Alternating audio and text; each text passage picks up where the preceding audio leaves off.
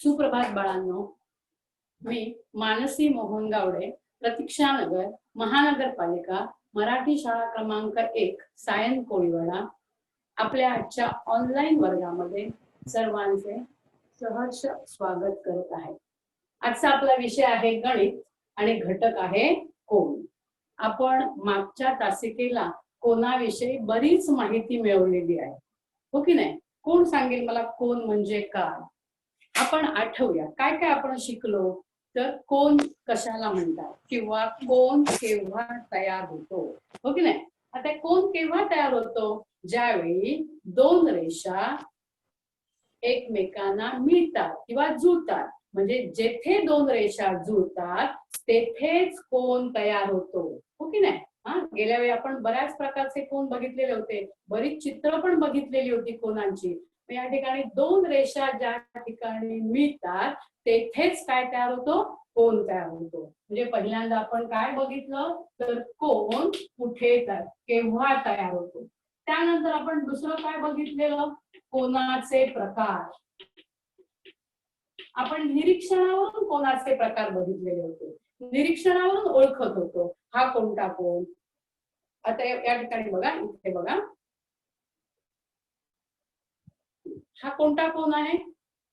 काटकोन। आपण निरीक्षणावरून सांगितलेलं होतं हा कोणता कोन आहे? काटकोन। त्यानंतर जर मी हे अंतर कमी कमी कमी करत गेले तर आपण या कोनाला काय म्हटलेलं होतं? लघुकोन। बस, व्हेरी गुड बेटा। त्यानंतर हे जर कोन अंतर मी वाढवत गेले तर या कोनाला काय म्हटलेलं होतं? विशाल कोन।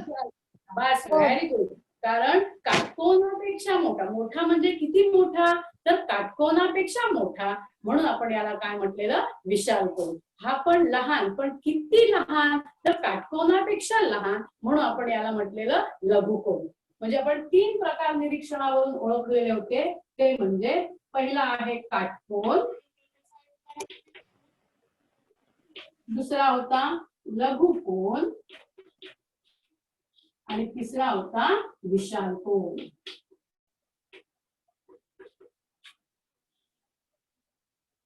काटकोन, लघुकोन आणि विशाल कोन हे फक्त निरीक्षणाने आपण सांगत होतो की काटकोनापेक्षा हा लहान आहे आणि लहान म्हणजे लघु, आणि म्हणून त्याला आपण म्हटलं लघुकोन, आणि हा काटकोनापेक्षा मोठा, म्हणून आपण याला विशाल कोन।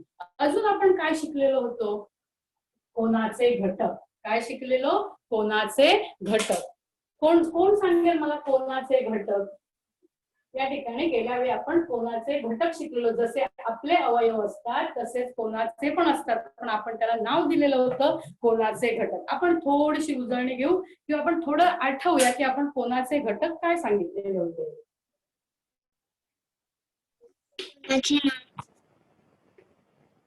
कोनाचे घटक। या ठिकाणी मी कोन काढते।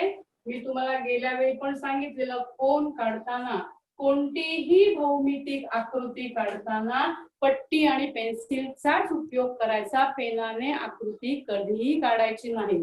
आणि त्याशिवाय पेन्सिलला पण कसं पाहिजे? टोकदार पेन्सिल पाहिजे, म्हणजे आपली आकृती अचूक येते। या ठिकाणी बघा, मी कोनाची आकृती काढली। या कोनाला मी इथे बिंदूला नाव देते ए, बी आणि सी। या ठिकाणी कोनाचे घटक गेल्या वेळी आपण शिकलेलो होतो।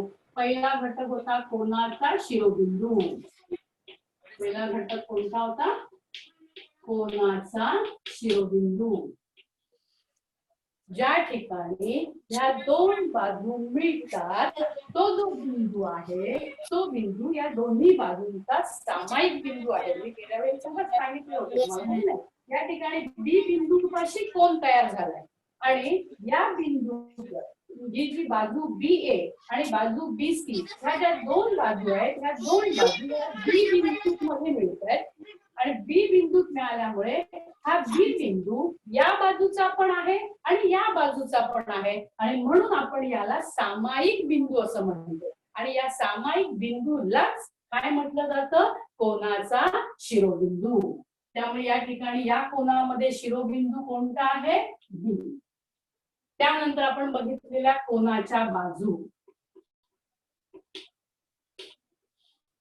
कोनाला किती बाजू असतात? दोन बाजू, आणि ह्या दोन बाजू आपण कशा वाचत होतो? शिरोबिंदू पासून. बाजू दोन्ही पद्धतीने वाचता येते, पण कोणाची बाजू वाचताना आपण कशापासून सुरुवात करत होतो? शिरोबिंदू पासून सुरुवात करत होतो. त्यामुळे पहिली बाजू आपण कोणती वाचूया? बाजू BC. बाजू BC. आणि ही बाजू कशी वाचणार? बाजू BA. बाजू BA. या ठिकाणी बाजू ही नेहमी दोन अक्षरी लिहायची, आणि त्याशिवाय शब्द पण लिहायचा की बाजू BC आणि बाजू BA. शिरोबिंदू एक अक्षरी, बाजू दोन अक्षरी. आणि त्यानंतर मी शिकवलेलं होतं ते कोणाचं लेखन आणि वाचन कसं करायचं, कोणाचं नाव कसं द्यायचं. तर कोणाचं नाव आपण दोन पद्धतीने देत होतो. आता या ठिकाणी कोणाचं नाव हे नेहमी तीन अक्षरी असतं, आणि त्या तीन अक्षरामध्ये मधलं जे अक्षर असतं हे नेहमी कोणाचा शिरोबिंदू असतो. मग या ठिकाणी या कोणाचा शिरोबिंदू कोणता आहे? B हा शिरोबिंदू आहे. त्यामुळे कोणाचं नाव आपण कसं देऊया? ABC. व्हेरी गुड बेटा. कोणाचे नाव मी कसं देणार? कोण. कोण. जर मी हे अक्षर मध्ये ठेवणार तर मी हे कसं वाचेल? कोण ABC. ABC. किंवा दुसऱ्या पद्धतीने very very good, very good. CBA. म्हणजे आपण दोन्ही पद्धतीने वाचू शकतो. फक्त एवढं लक्षात ठेवायचं की शिरोबिंदू मात्र मध्ये असला पाहिजे. जर या ठिकाणी आपण इथून पहिल्यांदा ABC सुरुवात केली, आता आपण कसं म्हणायचं? कोण CBA. कोण. कोण CBA. दोन्ही ठिकाणी बघा B बिंदू मध्येच आहे. अजून एक मी सांगितलेलं होतं, हा शब्द लिहिलेला आहे, या शब्दाच्या ऐवजी आपण चिन्ह काढू शकतो. कोणाचं चिन्ह काढू शकतो? कोण ABC. किंवा इथे पण मी असं लिहू शकते, कोण CBA. पण मात्र कोणाची खूण केलीच पाहिजे. या ठिकाणी शब्द न लिहिता तुम्ही कोणाचं चिन्ह लिहून सुद्धा कोणाला नाव दिलं तरी चालेल. या इथे झालेले कोणाचे घटक एवढं आपण आपलं सगळं शिकून झालेलं होतं. आता समजा तुम्हाला या ठिकाणी कोणाचं नाव जरी नुसतं दिलं तरी पण तुम्हाला त्या ठिकाणी त्या कोणाचा शिरोबिंदू आणि त्या कोणाच्या बाजू ओळखता आल्या पाहिजे. समजा मी इथे कोणाचं नाव देते ना, एका कोणाचं.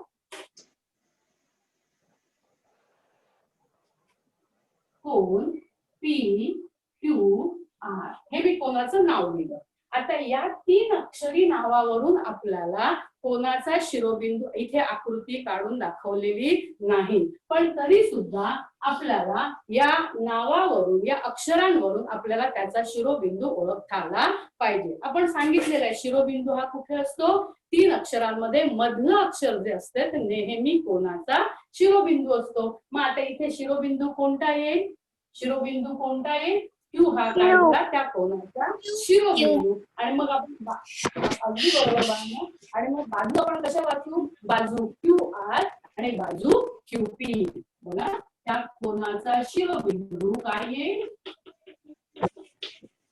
शिरोबिंदू Q येणार. आणि बाजू जर वाचायचं झाला तर बाजू QR आणि दुसरी बाजू येईल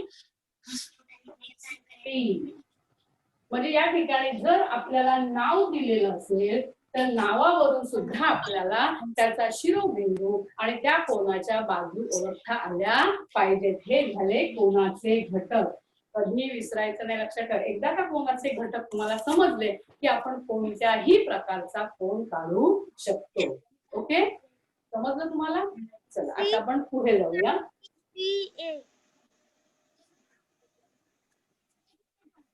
आता या ठिकाणी मी तुम्हाला बघा काही कोण दाखवते. बघा इथे मी दोन कोण काढलेले आहेत. या दोन कोणांचं जर तुम्ही निरीक्षण केलं तर, आणि या दोन कोणांमध्ये जर समजा आपल्याला तुलना करायची असेल तर तुम्ही निरीक्षणावरून ह्याच्यातला कोणता कोण मोठा आणि कोणता कोण छोटा हे सांगू शकता की नाही? आपण सहज सांगू शकतो, हा 1 नंबरचा कोण आहे, हा 2 नंबरचा कोण आहे. या ठिकाणी आपण डोळ्याने बघून निरीक्षणावरून सहज या दोघांची आपण तुलना करू शकतो की या 2 कोणांपैकी कोणता कोण मोठा आणि कोणता कोण छोटा. कोणता कोण मोठा आहे? पहिला 1 नंबरचा पहिला कोण, पहिला कोण मोठा आहे आणि दुसरा कोण छोटा आहे. आपण कसं ओळखलं? तर या ठिकाणचं जे अंतर आहे हे अंतर जास्त आहे आणि इथलं हे अंतर काय कमी आहे. म्हणजे या ठिकाणी भुजा ह्या जास्त पसरलेल्या आहेत, तर या कोणाच्या भुजा ह्या कमी पसरलेल्या आहेत, इथे अंतर कमी आहे. पण या ठिकाणी या दोन्ही कोणांमध्ये बाळांनो खूप फरक आहे. अंतरांमध्ये बराच फरक आहे की जो आपल्याला डोळ्याने सहज दिसू शकतो. आणि म्हणून आपण या ठिकाणी ह्या 2 कोणांमधला लहान मोठेपणा किंवा या 2 कोणांची आपण तुलना करू शकतो. पण प्रत्येक वेळी आपल्याला असेच कोण देतील असं नाही. या ठिकाणी फरक खूप मोठा असेल असं नाही, काही थोडासाच फरक असेल. तर मग अशा वेळी आपण कोण कसे ओळखणार? बघा, मी तुम्हाला दुसरे कोण दाखवते.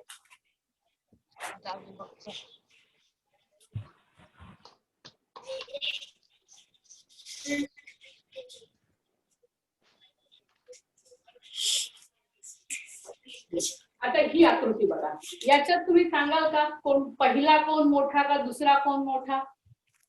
याच्यात आपण ओळखू शकतो का? यात आपण सहज ओळखू शकत नाही किंवा डोळ्याने बघून आपण सांगू शकत नाही की हा पहिला कोण मोठा की दुसरा कोण मोठा.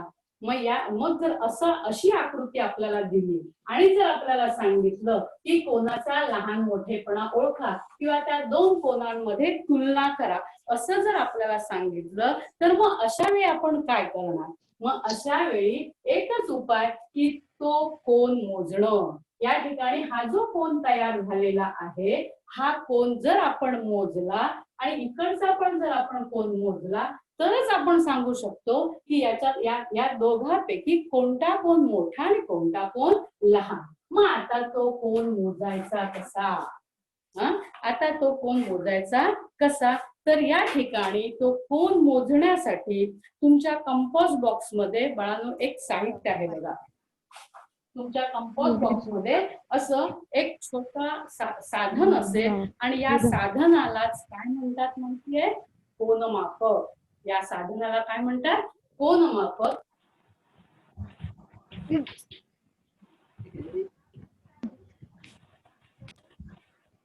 हा कोनमापक कशासाठी वापरतात? तर आपल्याला दिलेला कोन त्या कोनाचं माप मोजण्यासाठी हे साधन वापरतात. याला काय म्हणतात? कोनमापक. तुम्ही जर असा उभा केला तर तो इंग्रजी अक्षराच्या डी प्रमाणे दिसतो, हो की नाही? किंवा अर्धचंद्र यासारखा दिसतो. मग या ठिकाणी हा जो कोनमापक आहे, मी कोनमापकाविषयी तुम्हाला सगळी माहिती सांगणार आहे. तुम्ही गेल्यानंतर हा आपला तास संपल्यानंतर तुमच्या कंपास पेटीतला कोनमापक काढायचा आणि त्याचं पूर्ण निरीक्षण करायचं. ओके?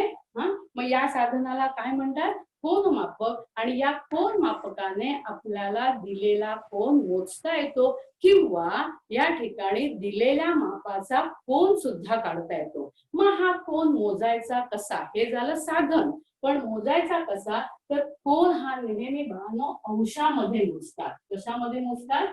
अंशामध्ये मोजतात. या ठिकाणी अंश त्याला चिन्ह पण आहे, असा छोटासा गोल काढतात. म्हणजे बघा, तुम्ही आता आईने जर तुम्हाला सांगितलं कांदे आण वाण्याकडे जाऊ, तर तुम्ही वाण्याकडे गेला तर तुम्ही कांदे कसे मागता? 1 किलो कांदे दे. काय म्हणता तुम्ही? एक कांदा मागतो का आपण? नाही मागत. आपण काय म्हणतो? 1 किलो कांदे दे. किंवा आपण समजा दूधवाल्याकडे गेलो तर आपण म्हणतो अर्धा लिटर दूध दे किंवा 1 लिटर दूध दे. अंतर जर आपण मोजायचं असेल तर अंतर आपण मीटर मध्ये किंवा किलोमीटर मध्ये मोजतो, हो की नाही? मग तसं या ठिकाणी कोन हा कशामध्ये मोजला जातो? अंशामध्ये. म्हणजे अंश हे त्याचं काय आहे? एकक आहे. हे साधन आहे माप कोन मोजण्याचं. आणि हे काय या ठिकाणी अंश हे काय एकक आहे. म्हणजे जसं किलोमीटर किंवा लिटर किंवा या ठिकाणी आपण किलोग्रॅम हे सगळे एकक आहेत. तसंच अंश हा सुद्धा काय एकक आहे. त्याला इंग्लिश मध्ये बघा डिग्री असं म्हटलं जातं. मग मला समजा 1 अंश लिहायचं असेल तर मी कसं लिहिणार? शब्दामध्ये आपण 1 अंश असं लिहितो. एकदा का आपल्याला चिन्ह कळलं की शब्द लिहिण्याची गरज नाही. मग मी 1 अंश कसा लिहेन?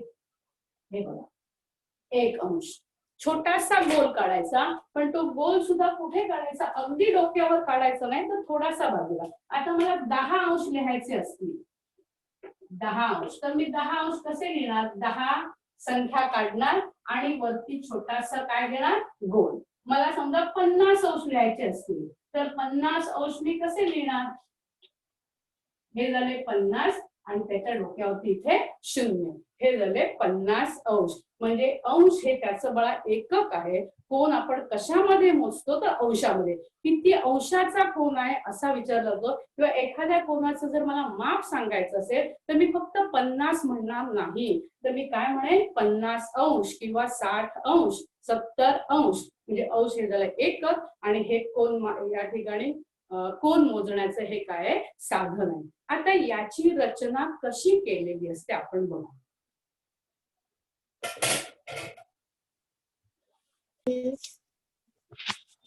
मी तुम्हाला कोन मापक दाखवते. तुमच्या कंपास बॉक्स मध्ये छोटासा कोन मापक असतो.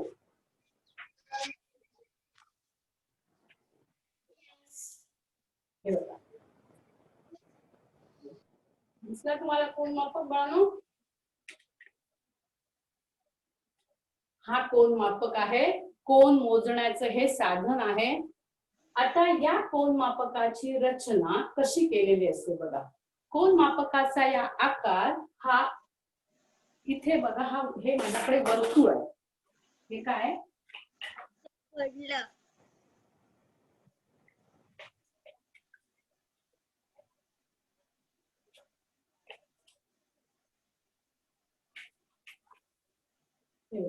हे वर्तुळ आहे, हो की नाही? या वर्तुळाचे मी समान 2 भाग करते. या वर्तुळाचे एक मिनिट, या वर्तुळाचे मी समान 2 भाग करते बघा. समान 2 भाग केल्यानंतर एक भाग जो आहे बघा, याचा आकार आणि याचा आकार सारखा आहे. याचा आकार आणि याचा आकार सारखा आहे ना. मग ज्यावेळी मी वर्तुळाचे समान 2 भाग करेन त्यापैकी एक भाग म्हणजे हा अर्धा झालाय, त्या वर्तुळाचा अर्धा भाग, आणि अशा भागाला आपण काय म्हणतो? अर्धवर्तुळ. मग या ठिकाणी याचा आकार सुद्धा कसा आहे? अर्धवर्तुळाकृती. याचा आकार कसा आहे? अर्धवर्तुळाकृती आहे. आणि ही जी कडा आहे ही अर्धवर्तुळाकार कडा आहे. आणि या अर्धवर्तुळाकार कडेचे बाळांनो समान 180 भाग केलेले असतात. इथे बारीक बारीक तुम्ही नंतर तुमच्या कोन मापकाचं निरीक्षण करा आणि मी प्रत्येक वाक्य जे काय सांगेन ते नीट लक्ष द्या, निरीक्षण करा आणि त्यानंतर तुमच्या कोन मापकामध्ये हे जे जे काय सांगेन ते सगळं आहे की नाही तुम्ही बघायचंय. कारण कोन मापकाची जर रचना बाळा आपल्याला समजली तरच आपण दिलेल्या कोनाचं माप मोजू शकतो किंवा दिलेल्या मापाचा कोन काढू शकतो. मग या ठिकाणी याचा आकार कसा असतो? तर अर्धवर्तुळाकृती हे कोन मापक असतं. त्याशिवाय या ठिकाणी ही जी कडा आहे अर्धवर्तुळाकार कडा आहे, या कडेचे समान 180 भाग केलेले असतात आणि प्रत्येक भाग हा 1 अंशाचा असतो. प्रत्येक भाग किती अंशाचा असतो? 1 अंशाचा असतो. मी सांगितलं तुम्हाला अंश म्हणजे या ठिकाणी त्याचं एकक आहे. मग प्रत्येक भाग हा 1 अंशाचा असतो. असे 180 भाग केलेले असतात. मग या ठिकाणी ते लिहिलेले कसे असतात? तर 2 पद्धतीने हे 180 भाग लिहिलेले असतात. या ठिकाणी बघा, ही आपली उजवी बाजू, आपण ही आपली कोणती बाजू? उजवी बाजू, आणि ही आपली डावी बाजू. आता 2 पद्धतीने कसे लिहिलेले असतात बघा. 0 ते 180 पर्यंत, शून्यापासून पुढे क्रमाने संख्या लिहिलेल्या असतात. उजव्या बाजूला 0 ते 180 पर्यंत हे घड्याळाच्या काट्याच्या विरुद्ध दिशेने लिहिलेले असतात. घड्याळाचा काटा कसा फिरतो माहिती आहे ना तुम्हाला? घड्याळाचा काटा कसा फिरतो? हे आपलं घड्याळ आहे. मग या घड्याळाचा काटा कसा फिरतो बघा, याप्रमाणे फिरतो, बरोबर आहे ना. मग ही झाली घड्याळाच्या काट्याची दिशा. ही काय झाली घड्याळाच्या. आणि जर काटा असा फिरला तर आपण काय म्हणणार, घड्याळाच्या काट्याची विरुद्ध दिशा. कळते तुम्हाला? बघा मी पुन्हा सांगते, या ठिकाणी घड्याळाचा काटा आपला नेहमी असा फिरतो, हो की नाही. ही झाली घड्याळाच्या काट्याची दिशा. पण जर या ठिकाणी काटा उलट फिरवला तर आपण काय म्हणणार, घड्याळाच्या काट्याची विरुद्ध दिशा. मग तसं या ठिकाणी क्रमांक उजव्या बाजूपासून शून्यापासून सुरुवात केलेली आहे. 0, 10, 20, 30, 40, 50 असे कुठपर्यंत आले, 180. पण याची दिशा ही कशी आहे, घड्याळाच्या काट्याच्या विरुद्ध दिशेला लिहिलेली आहे. म्हणजे शून्यापासून सुरुवात केली आणि इकडे डावीकडे 180 पर्यंत ते आलेले आहे. तर दुसरं मापन कसं केलेलं आहे, दुसरे क्रमांक कसे लिहिलेले आहेत बघा. या ठिकाणी डावीकडून सुरुवात केली आणि उजवीकडे येऊन संपलेलं आहे. डावीकडे शून्यापासून सुरुवात केली आणि पुढे क्रमाने संख्या लिहत लिहत ते शेवटपर्यंत कुठे आलेले आहेत, 180. आणि ज्यावेळी डावीकडून सुरुवात करतात त्यावेळी बघा की घड्याळाच्या काट्याच्या दिशेने सुरुवात केलेली आहे. इथे दोन प्रकारचं मापन समजलं तुम्हाला. या ठिकाणी उजवीकडून सुरुवात करून डावीकडे ते घड्याळाच्या विरुद्ध दिशेला शून्यापासून संख्या सुरू केल्या. 0, 10, 20, 30, 40, 50 असं करत करत कुठपर्यंत आले, 180 पर्यंत आले. आणि या ठिकाणी डावीकडून सुद्धा सुरुवात केली. ते बाहेर तुम्ही बघा तिथे 0 लिहिलेलं आहे. डावीकडून सुरुवात करून उजवीकडे आलेला आहे आणि हे घड्याळाच्या दिशेने आलेलं आहे. असं दोन पद्धतीने दोन प्रकारे संख्यांचे क्रमांक या कोन मापकावर दिलेले आहेत. आणि आपल्याला ते दोन्ही क्रमांक लागतात. म्हणजे ज्यावेळी आपण कोन मोजतो किंवा दिलेल्या मापाचा कोन काढतो त्यावेळी आपल्याला दोन्ही प्रकारांच्या संख्यांचा उपयोग होतो. पण कोणतं मापन कधी वापरायचं हे मी तुम्हाला कोन मोजताना सांगेन. फक्त क्रमांक समजले त्यानंतर या ठिकाणी हा जो बिंदू दिसतो हा कोन मापकाचा केंद्रबिंदू आहे. जसा वर्तुळाचा केंद्रबिंदू असतो तसाच या ठिकाणी हा कोन मापकाचा केंद्रबिंदू आहे. आणि इथे ही जी खाली ठळक रेषा दिसते बघा, थोडी डार्क केलेली रेषा आहे, या रेषेला संदर्भ रेषा किंवा तळरेघ असंही म्हटलं जातं. बघा मी तुम्हाला हा पण कोन मापक दाखवते, हा पण कोन मापक तुम्हाला दाखवते. बघा या ठिकाणी हा कोन मापकाचा केंद्रबिंदू आहे आणि ही जी रेषा आहे ही रेषा म्हणजे त्या वर्तुळाचा व्यास आहे आणि त्याला संदर्भ रेघ किंवा तळरेघ, तळ म्हणजे खाली, हो की नाही, म्हणून याला काय म्हटलं जातं, तळरेघ. कळली तुम्हाला कोन मापकाची रचना बाळांनो? ही पूर्ण रचना लक्षात ठेवायची. याचा आकार हा वर्तुळाकृती आहे. ही वर्तुळाकार कडा आहे आणि या कडेचे समान 180 भाग केलेले आहेत आणि प्रत्येक भाग हा 1 अंशाचा असतो. क्रमांक दोन पद्धतीने दिलेले आहेत, एक आतील मापक आणि दुसरं आहे ते बाहेरील मापक. या ठिकाणी उजवीकडून डावीकडे उजवीकडून शून्यापासून सुरुवात करून क्रमाने 180 पर्यंत आलेले आहेत आणि ती जी दिशा आहे ही कशी आहे, घड्याळाच्या काट्याच्या विरुद्ध दिशेने लिहिलेली आहे. म्हणजे इथून सुरुवात केली 0, 10, 20, 30, 40, 50 असं क्रमाने वाढवत आलेले आहेत आणि 180 ला येऊन थांबलो. तसं दुसरं मापन कोणतं आहे तर डावीकडून सुरुवात केली, शून्यापासून सुरुवात केली डावीकडून आणि ती जी दिशा आहे ती घड्याळाच्या काट्याच्या दिशेने इथे उजवीकडे 180 पर्यंत केलेला आहे. त्यानंतर वर्तुळाचा आपल्या कोन मापकाचा हा केंद्रबिंदू आहे आणि ही जी खालची रेषा तुम्हाला ठळक दिसते ती संदर्भ रेघ किंवा त्याला तळरेघ असं म्हणतात. आता या कोन मापकाचा उपयोग करून आपल्याला दिलेला कोन मोजायचा आहे किंवा या ठिकाणी दिलेल्या मापाचा कोन काढायचा आहे. ओके, चला तर मग आपण कोन काढूया.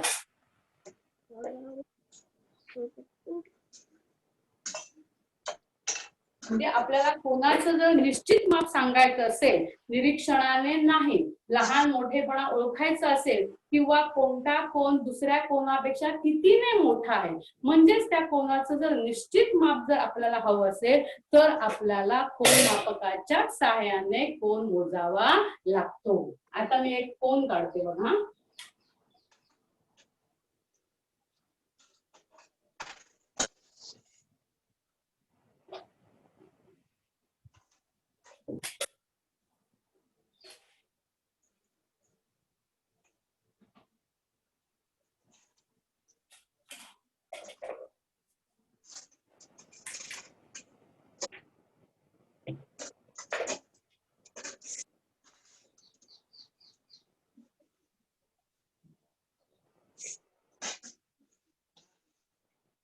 मी या ठिकाणी कोन काढला. मी कोनाला नाव देते ए, बी आणि सी. मला या कोनाचं माप मोजायचंय.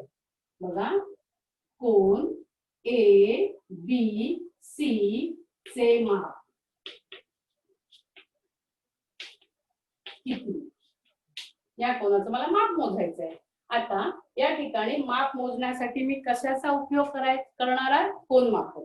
लक्षात ठेवा, कोनाचं माप मोजण्यासाठी आपण कोणतं साधन वापरतो? कोन मापक. या कोन मापक या शब्दामध्येच इथे बघा, कोन मापक या शब्दामध्येच त्याचा अर्थ लपलेला आहे. मापक म्हणजे काय? माप मोजणारा.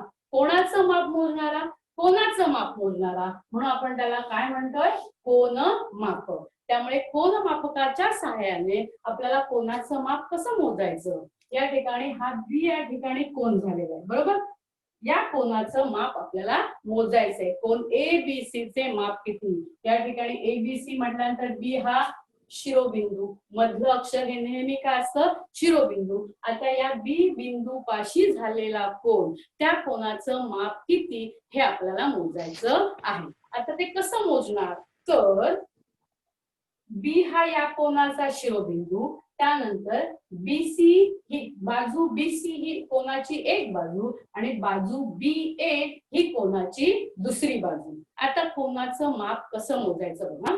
हा जो कोन मापकाचा केंद्रबिंदू आहे, तुमच्या कोन मापकामध्ये केंद्रबिंदू असणार अशी संदर्भ रेषा असेल आणि एक रेषा अशी असेल आणि हा जो बिंदू आहे बाळांनो, तो कोन मापकाचा केंद्रबिंदू. मग हा केंद्रबिंदू या शिरोबिंदूवर बरोबर ठेवायचा. बघा, मी ठेवते. कोन मापकाचा केंद्रबिंदू आणि कोनाचा शिरोबिंदू जुळवायचा.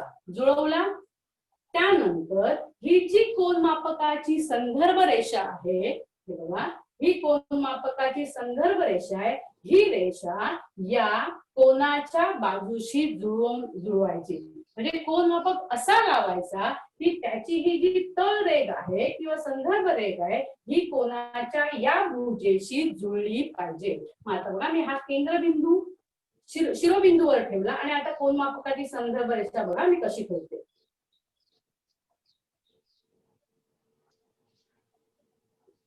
दिसली? त्यानंतर या ठिकाणी कोन इथे मापन केलेलंच आहे. 180 पर्यंत आपल्याला संख्या लिहिलेल्या आहेत. पण मग कोणत्या शून्य पकडायचा?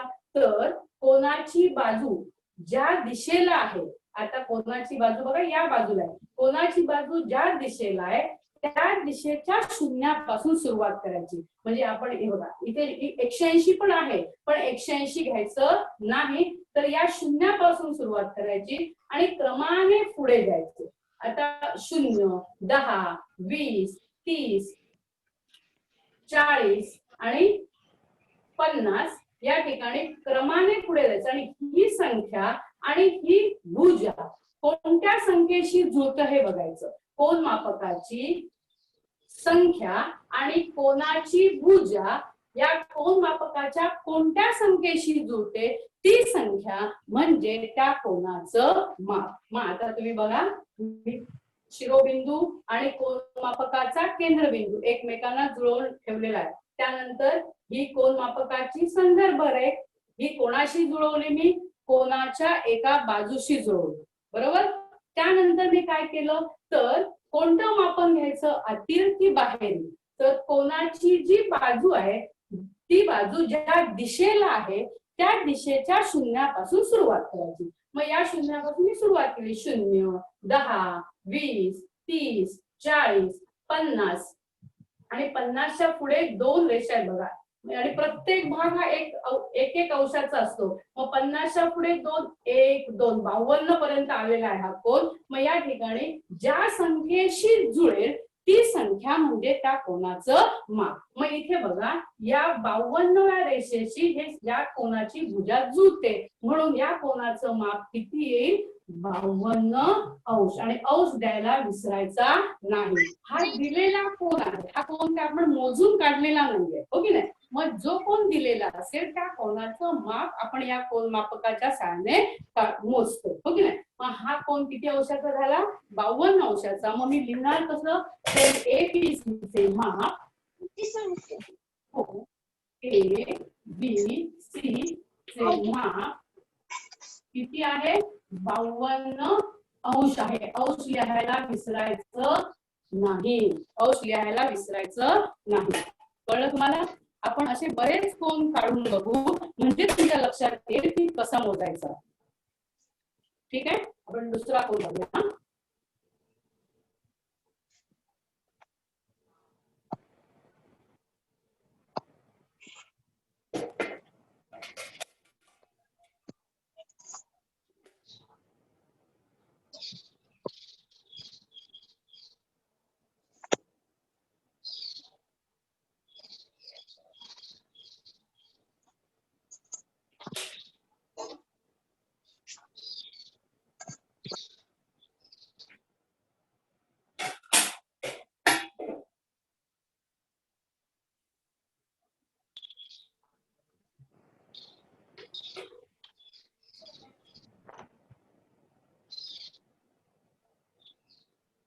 इथे मी कोनाची आकृती काढली, हो की नाही. आणि हा कोन मला मोजायचा आहे. नाव देऊया आपण PQR. कोणता कोन आहे, कोन PQR. या कोनाचं मला माप मोजायचंय. आता माप मोजण्यासाठी मी कशाचा उपयोग करणार, कोन मापक, बरोबर. कोन मापकाच्या सहाय्याने मी माप मोजणार आहे. आता कोन मापकाचा केंद्रबिंदू आणि या कोनाचा शिरोबिंदू एकमेकांना जुळवायचं. म्हणजे या ठिकाणी कोन मापकाचा केंद्रबिंदू मी या बरोबर शिरोबिंदूवर ठेवते बघा. ठेवला. आता कोन मापकाची ही जी संदर्भ, मी तुम्हाला हवं तर असं करून दाखवते बघा. कोन मापकाचा केंद्रबिंदू मी ठेवला. आता ही आहे संदर्भ रेख, तळरेख, याला तळरेख असं म्हणतात. आता ही संदर्भ रेख मी या कोनाच्या या बाजूशी मी QR बाजू QR शी जुळवणार आहे. आता बघा मी जुळवते. आता मला कोन मोजायचा आहे. मग तुम्ही मला सांगा ही बाजू दिसते का रे बाळांनो आपल्याला. हा, या ठिकाणी कोनाची बाजू मला मोजण्यासाठी ती इथल्या कोणत्या भागाशी कोणत्या संख्येशी जुळली हे मला दिसते का, नाही दिसत. मग अशा वेळी काय करायचं, कोन मोजायचं नाही का, मोजायचा. पण मग अशा वेळी काय करायचं, कोन मापक काढून ठेवायचा आणि त्या ज्या बाजू आहेत ह्या बाजू पुरेशा वाढवून घ्यायच्या, त्याशिवाय आपल्याला ती संख्या दिसणार नाही. मग आता ही बाजू बघा मी वाढवते. आपल्याला जेवढ्या बाजू हव्यात तेवढ्या वाढवून घ्यायच्या. आता ही बाजू मी इथे वाढवली आणि ही बाजू मी इकडे वाढवली. एक लक्षात घ्या, भुजा वाढवल्या तरी कोनाचं माप बदलत नाही. आपण जेव्हा कोन काढतो त्यावेळी कोन काढताना पहिल्यांदाच भुजा आपल्याला हव्या तेवढ्या काढून घ्यायच्या, पुरेशा वाढवून घ्यायच्या. पण समजा आपल्याला कोन दिलेला असेल, तुमच्या पुस्तकामध्ये असे बरेच कोन दिलेले आहेत आणि त्या कोनाचं माप तुम्हाला मोजायला सांगितलंय. मग अशा वेळी आपण काय करणार, तर त्या कोनाच्या भुजा तुम्ही पेन्सिलने तुम्हाला हव्या तेवढ्या पुरेशा वाढवून घ्यायच्या. पण एक लक्षात ठेवा, ज्यावेळी कोनाच्या भुजा आपण वाढवतो त्यावेळी कोनाचं माप बदलत नाही. आपण फक्त भुजांची लांबी वाढवली आहे, आपल्याला हव्या तेवढ्या भुजा वाढवून घेतल्या, कारण त्या कोन मापकाच्या खाली दिसत नव्हत्या. कोणत्या संख्येशी ही भुजा जुळते हे आपल्याला तिथे दिसत नव्हतं आणि म्हणून आपण कोनाची भुजा काय केली, वाढवली. पण भुजा जरी वाढवली तरी या ठिकाणी कोनाचे हे जे अंतर आहे किंवा माप आहे हे कधी बदलत नाही. त्यामुळे आपण भुजा वाढवू शकतो. ओके. पण जेव्हा आपण कोन काढणार त्यावेळी भुजा अगोदर जास्त घ्यायच्या, कारण वाढवताना तुम्ही जर बरोबर ती वाढवली नाही तर कोन चुकू शकतो. म्हणून आपल्याला जर कोन काढायला सांगितला तर अगोदरच आपण कोनाच्या भुजा ह्या व्यवस्थित आपल्याला हव्या तेवढ्या वाढवून घ्यायच्या. ओके, समजलं? मग आता या ठिकाणी मी भुजा वाढवल्या. आता भुजा वाढवल्यानंतर आपण काय करूया, या कोनाचं माप मोजूया. बघा मी काय करते, क्यू बिंदू पाशी, हा क्यू हा आपला शिरोबिंदू झाला, कोनाचा शिरोबिंदू आहे. या कोनाच्या शिरोबिंदूवर मी काय करते, कोन मापकाचा केंद्रबिंदू ठेवते. हा बघा केंद्रबिंदू ठेवला. आता पुढे काय करणार मी, तर ही जी संदर्भ रेघ आहे ही रेघ या कोनाच्या भुजेशी जुळवणार. कोन मापकाची संदर्भ रेघ ही कोनाच्या भुजेशी मी जुळवली ना. आता कुठून सुरुवात करणार मी, या ठिकाणी शिरोबिंदूच्या कोणत्या बाजूला ही भुजा आहे ती बघायची. आता ह्या बाजूला ही भुजा आहे, मग ज्या बाजूला असेल त्या बाजूचा शून्य घ्यायचा, एवढं लक्षात ठेवा. त्या बाजूचा इथे 180 पण आहे आणि शून्य पण आहे, पण ज्या दिशेला बाजू असेल त्याच बाजूकडचा शून्य घ्यायचा आणि तिथून क्रमाने सुरुवात करायची. मग आता मी हा शून्य घेणार, शून्य. आता या बाजूचा शून्य मी घेऊच शकत नाही बाळा, कारण इथे संदर्भ रेघ ही जी कोन मापकाची आहे या संदर्भ रेघेखाली कोणतीही बाजू नाही.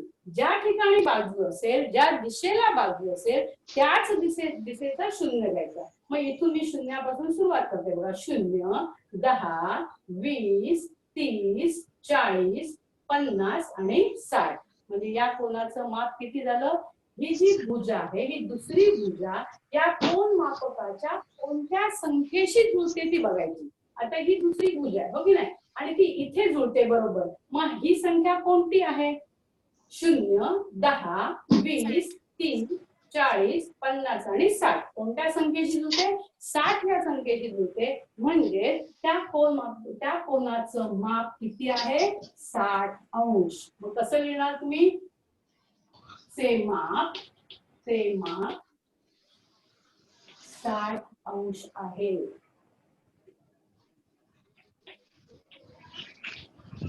समजलं? आता प्रत्येक वेळी याच बाजूला कोन मापक ठेवला पाहिजे असंही नाही. आपण या भुजेवर सुद्धा कोन मापक ठेवून या ठिकाणी या कोनाचं माप लिहू शकतो. आपण बघूया तो कोन काढून. बघा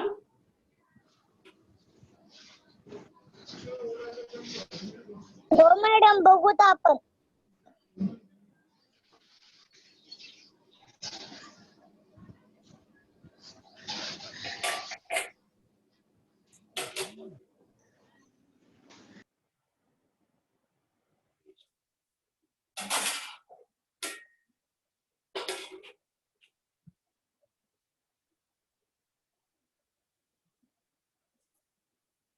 आपण आता 2 कोनांची मापं मोजली हो की नाही, आणि प्रत्येक वेळी आपण काय केलं, या भुजेवरती आपण कोन मापक ठेवला किंवा कोन मापकाची संदर्भ रेघ ही आपण याच भुजेशी जुळवली. पण असं काही नाही की याच रेषेशी फक्त का आपण करतो की इथून आपल्याला कोन मापक हाताळायला सोपा पडतो. म्हणून आपण या ठिकाणी काय करतो, नेहमी पायाकडची रेषा आपली बाजू नेहमी वापरतो. पण असं नाही की फक्त याच भुजेवर कोन मापक ठेवला पाहिजे. आपण या भुजेवर कोन मापक जरी ठेवला तरी सुद्धा आपल्याला कोनाचं माप मोजता येतं. आपण मोजून बघूया. तोच कोन आहे, कोन पी, क्यू आणि आर. शिरोबिंदू आपल्या या कोनाचा शिरोबिंदू काय आहे, क्यू. हो की नाही. मी मगाशी काय केलेलं, केंद्रबिंदू आणि हा शिरोबिंदू जुळवलेला आणि ही संदर्भ रेख आणि ही भुजा जुळवलेली. हो की नाही. आणि मग मी या ठिकाणी या कोणाचं माप काढलेलं होतं. आता मी काय करते बघा, शिरोबिंदू तर तोच आहे. हो की नाही. आता फक्त मी काय करेन, या शिरोबिंदूवरती ठेवेन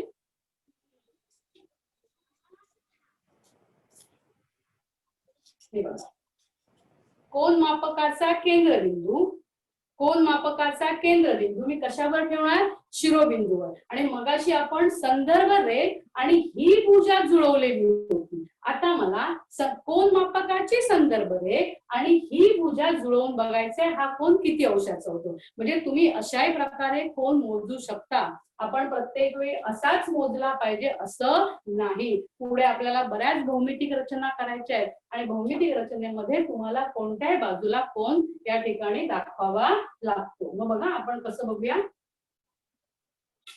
कोनाचा, कोन मापकाचा केंद्रबिंदू आणि कोनाचा शिरोबिंदू आणि मी संदर्भ रेख या भुजेशी जुळवलेली आहे. संदर्भ रेख मी या भुजेशी जुळवलेली आहे. आता ती भुजा कोणत्या दिशेला येते, कोणत्या बाजूला येते, त्या बाजूचा शून्य घ्यायचा. आता इथे बघा, या ठिकाणी हा शून्य घेणार मी. इथे 0 आणि 180 दोन्ही आहे, पण ही भुजा या दिशेला आहे, मग त्या दिशेचा शून्य घ्यायचा आणि क्रमाने पुढे जात जायचं. बघा 0. आता इथे मी आतील मापक वापरते. 0, 10, 20, 30, 40, 50 आणि 60. या 60 या संख्येशी या ठिकाणी ही भुजा जुळलेली, दुसरी भुजा जुळलेली आहे. म्हणजे या कोनाचं माप किती आहे, 60 अंश. म्हणजे तुम्ही कोणत्याही पद्धतीने जर बघितलं, म्हणजे या भुजेशी तुम्ही कोन करा किंवा या भुजेशी तुम्ही संदर्भ रेख जुळवा, कोनाचं माप बदलणार नाही. तो कोन त्या तेवढ्याच मापाचा येईल. ओके, समजलं तुम्हाला. आता अजून एक कोन आपण बघूया, फक्त शिरोबिंदू दुसऱ्या बाजूला घेऊ.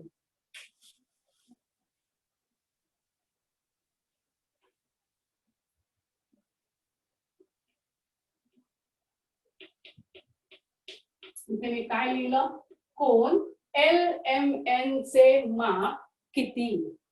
कोन LMN चे माप किती. LMN चे माप. आता या ठिकाणी शिरोबिंदू कोणता आहे, या कोनामध्ये शिरोबिंदू कोणता, M. Very good, very good बेटा, व्हेरी गुड. या ठिकाणी मी कोन काढते बघा.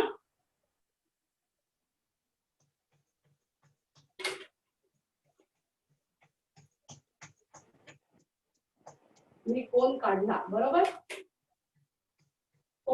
निरीक्षणाने मला सांगा बघूया, हा कोन कोणत्या प्रकारचा आहे. निरीक्षणाने आपण काय सांगू शकणार, हा कोन कोणत्या प्रकारचा आहे. विशाल. बस, व्हेरी गुड, व्हेरी गुड. विशाल कोन आहे, कारण तो काटकोनापेक्षा मोठा आहे, म्हणून आपण त्याला काय म्हणणार, विशाल कोन. याला मी नाव देते, शिरोबिंदू M आहे, LMN. म्हणजे इथून सुरुवात होते L, M आणि N. आता असा कोन असेल तर आपण काय करणार, आपलं ठरलेलं आहे, शिरोबिंदू इथे असू दे किंवा शिरोबिंदू तिथे असू दे. आपलं काय ठरलंय की कोन मापकाचा केंद्रबिंदू आणि कोनाचा शिरोबिंदू या जुळतील असंच कोन मापक लावायचा. म्हणजे या ठिकाणी बघा, कोनाचा हा केंद्रबिंदू आहे, तो मी या कोनाच्या शिरोबिंदू पाशी जुळवला, बरोबर आहे. हा, आता या ठिकाणी मी इकडचा शून्य घेणार का इकडचा शून्य घेणार, कोनाची संदर्भ, या ठिकाणी कोन मापकाची संदर्भ मी या कोनाच्या या भुजेशी जुळवलेली आहे. बघा, कोन मापकाची संदर्भ रेख आहे, ही संदर्भ रेख मी या कोनाच्या या भुजेशी जुळवलेली आहे, बरोबर. आता ज्या दिशेला ही बाजू आहे त्या बाजूचा शून्य आपल्याला घ्यायचा आहे. म्हणजे मी इकडचा शून्य घेऊन चालेल का, माझी बाजू या बाजूला आहे, हो की नाही. मग मी या दिशेचा शून्य घेणार आणि मी कोन मोजणार. बघा कोन किती, 0, 10, 20, 30, 40, 50, 60, 70, 80, 90, 100 आणि 110. या संख्येशी कोणाची ही दुसरी भुजा जुळते. बघा, ही एक भुजा मी संदर्भ रेषेशी जुळवली आणि ज्या बाजूला शून्य माझा, ज्या बाजूला या ठिकाणी ज्या दिशेला ही बाजू आहे त्या बाजूचा मी शून्य घेतला आणि सुरुवात केली मी शून्यापासून. तर दुसरी माझी हे कोणाची भुजा कोणत्या संख्येशी जुळते बघा, 0, 10, 20, 30, 40, 50, 60, 70, 80, 90, 100 आणि 110. या ठिकाणी 110 या संख्येशी ही भुजा काय होते, जुळते. म्हणजे या कोणाचं माप किती झालं, 110 अंश. अंश लिहायला विसरू नका. मग या ठिकाणी कोणाचे माप किती अंश आहे, 110 अंश. समजलं तुम्हाला बाळांनो? आज आपण काय काय शिकलो तर कोन मापकाची रचना कशी असते आणि कोन मापन कसं करतात, काय काय शिकलो बघा.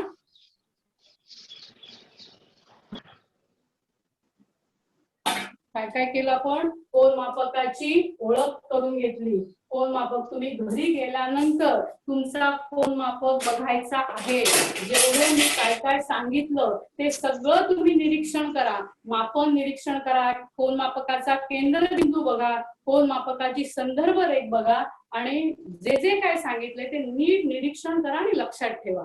आपण कोन मापकाची ओळख केली, त्यानंतर कोन कसा मोजायचा, कोन मापन पण शिकलो आणि महत्वाचं अजून एक काय शिकलो तर जर कोणाच्या भुजा वाढवल्या तर या ठिकाणी कोणाचे माप बदलत नाही. एवढं लक्षात ठेवा की आता भुजा कशी वाढवायची, भुजा वाढवली तर कोणाचं माप बदलेल का, तर कोणाचं माप बदलत नाही. भुजा आपल्याला पुरेशा वाढवून घेता येतात आणि किती वाढवल्या तरी कोणाचं माप बदलत नाही. पण जर आपल्याला कोन काढायचं असेल तर आपण सुरुवातीलाच भुजा त्या वाढवून घ्यायच्या, चांगल्या मोठ्या घ्यायच्या, म्हणजे पुन्हा पुन्हा आपल्याला त्या काढायला नको. म्हणजे एवढ्या 3 गोष्टी आपण शिकलो, कोन मापकाची ओळख आणि कोन मापन, कोणाचं मापन कसं करायचं, ते कसं लिहायचं आणि भुजा वाढवल्यामुळे कोणाचं माप बदलत नाही. आपण आपल्या पुढच्या पिरियडला, तासाला दिलेल्या मापाचा कोन कसा काढायचा हे शिकूया. ओके, तुमच्या पुस्तकामध्ये उदाहरण संग्रह 25, या उदाहरण 25 मध्ये तुम्हाला बरेच कोन दिलेले आहेत काढून आणि ते आणि त्या कोणाची माप लिहायची आहे. जर ते कोन छोटे असतील तर तुम्ही त्याच्या भुजा पुरेशा वाढवून घ्या आणि कोन मापकाच्या सहाय्यानेच कोन मोजायचा, तरच आपल्याला निश्चित अचूक उत्तर मिळू शकतं. तर कोन मापकाच्या सहाय्याने तुम्ही ते सगळं मोजा. ओके, समजलं? धन्यवाद. बाय.